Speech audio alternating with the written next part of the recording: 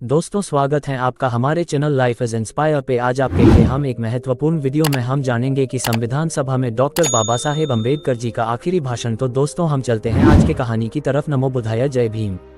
मेरी राय में संविधान चाहे कितना भी अच्छा क्यों न हो, अगर उसे लागू करने वाले लोग बेईमान हैं तो वह बुरा ही होगा। इसके अलावा संविधान चाहे कितना भी खराब क्यों न हो, अगर उसे लागू करने के लिए जिम्मेदार लोग ईमानदार हैं तो वह निश्चित रूप से अच्छा होगा। संविधान का कार्यान्वयन पूरी तरह से संविधान के स्वरूप पर निर्भर नहीं करता है। संविधान राज्य की केवल कुछ शाखाओं का निर्माण करता है, जैसे विधायिका, कार्यपालिका और न्यायपालिका। राज्य के इन विभागों का कामकाज जनता और जनता द्वारा अपनी आकांक्षाओं और राजनीति के साधन के रूप में बनाए गए राजनीतिक दलों पर निर्भर करेगा। अगर हम चाहते हैं कि लोकतंत्र सिर्फ दिखावे के लिए नहीं बल्कि हकीकत में हो, तो क्या होना चाहिए? हम इसके लिए क्या करते हैं? मेरी राय में पहली बात जो की जानी चाहिए वह यह है कि हमें अपने सामाजिक और आर्थिक लक्ष्यों को प्राप्त करने के लिए संवैधानिक साधनों का प्रयोग करना चाहिए। इसका मतलब यह है कि हमें क्रांति के खूनी रास्ते से पूरी तरह बचना चाहिए। इसका अर्थ यह है कि हमें अराजकता, असहयोग और सत्याग्रह के रास्ते से दूर रहना चाहिए। आर्थिक और सामाजिक लक्ष्यों को प्राप्त करने के लिए संवैधानिक साधनों के अलावा कोई अन्य रास्ता नहीं बचा था और उस समय असंवैधानिक साधनों को अपनाने के लिए व्यापक समर्थन था। लेकिन जब संवैधानिक साधन उपलब्ध हैं, तो इस असंवैधानिक साधन को उचित नहीं ठहराया जा सकता। ये रास्ता अराजकता का व्याकरण के अलावा और कुछ नहीं है, और जितना अधिक हम उन्हें दूर रखेंगे उतना ही हमारे लिए अच्छा होगा। दूसरी महत्वपूर्ण बात यह है कि लोकतंत्र के संरक्षण में रुचि रखने वाले सभी लोगों को जॉन स्टुअर्ट मिल द्वारा दी गई चेतावनी को याद रखना चाहिए। उनके अनुसार लोगों को अपनी स्वतंत्रता किसी भी महान व्यक्ति के चरणों में नहीं सौंपनी चाहिए, चाहे वह कितना भी महान क्यों न हो।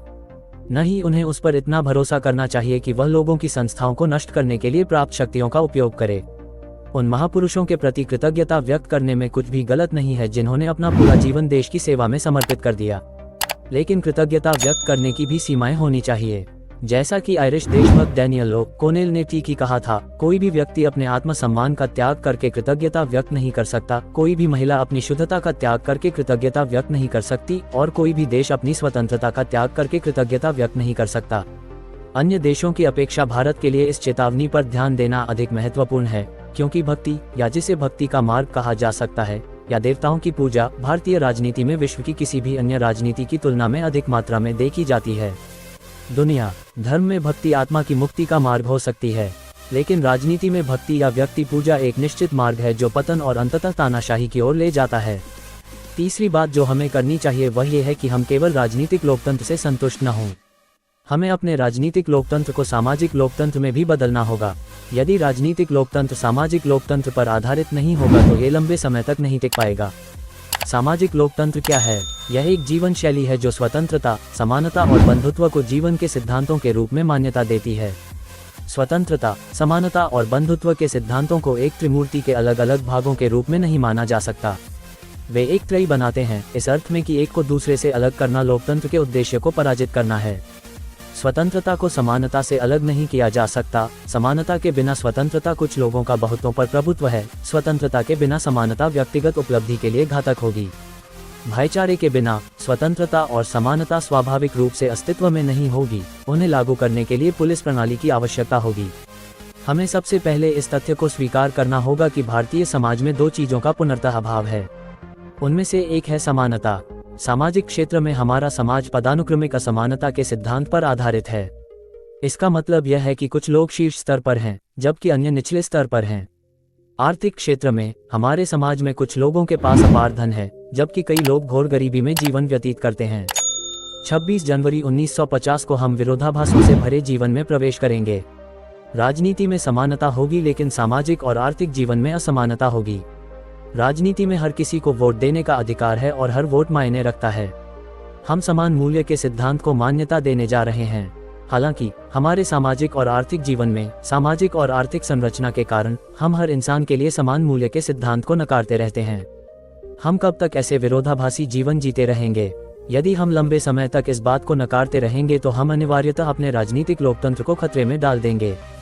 हमें इस विसंगति को यथाशीघ्र समाप्त करना होगा, अन्यथा जो लोग असमानता के परिणाम भुगत रहे हैं वे उस राजनीतिक लोकतांत्रिक ढांचे को नष्ट कर देंगे जिसे बनाने के लिए इस सदन ने इतनी मेहनत की है। इसमें कोई संदेह नहीं कि स्वतंत्रता आनंद की बात है, लेकिन हमें यह नहीं भूलना चाहिए कि इस स्वतंत्रता ने हम पर बड़ी जिम्मेदारियां भी डाल दी हैं। इस स्वतंत्रता के कारण हम अब किसी भी बुरी बात के लिए अंग्रेजों को दोष नहीं दे सकते। अब से अगर कुछ भी बुरा हुआ तो इसके लिए किसी और को नहीं बल्कि हमें ही दोषी ठहराया जा सकेगा। प्रतिकूल घटनाएं घटित होने का उच्च जोखिम है। समय तेजी से बदल रहा है। हमारे लोग भी नई विचारधाराओं का अनुसरण कर रहे हैं। वे अब जनता के शासन से थकने लगे हैं। अब वे लोगों के लिए एक राज्य चाहते हैं और वे इस बात की चिंता नहीं करेंगे कि राज्य जनता का है या नहीं और जनता द्वारा चुना गया है या नहीं। यदि हम उस संविधान को सुरक्षित रखना चाहते हैं जिसमें हमने जनता के लिए जनता द्वारा सरकार के सिद्धांत को प्रतिष्ठापित किया है, तो हमें अपने मार्ग में आने वाली बाधाओं को पहचानना होगा ताकि लोग जनता की सरकार को प्राथमिकता दें। जनता द्वारा चुनी गई सरकार, हमें इसके लिए पहल करने में पीछे नहीं हटना चाहिए। देश की सेवा करने का यही एकमात्र तरीका है। मैं किसी अन्य बेहतर तरीके के बारे में नहीं जानता। स्रोत डॉक्टर बाबा साहेब अम्बेडकर के लेखन और भाषण, खंड 18, भाग 3, 1946 से 1956। वीडियो अच्छा लगा हो तो लाइक कीजिए। अगर आप चैनल पे नए हैं तो चैनल को सब्सक्राइब कीजिए और बेल आइकॉन को ऑन कीजिए।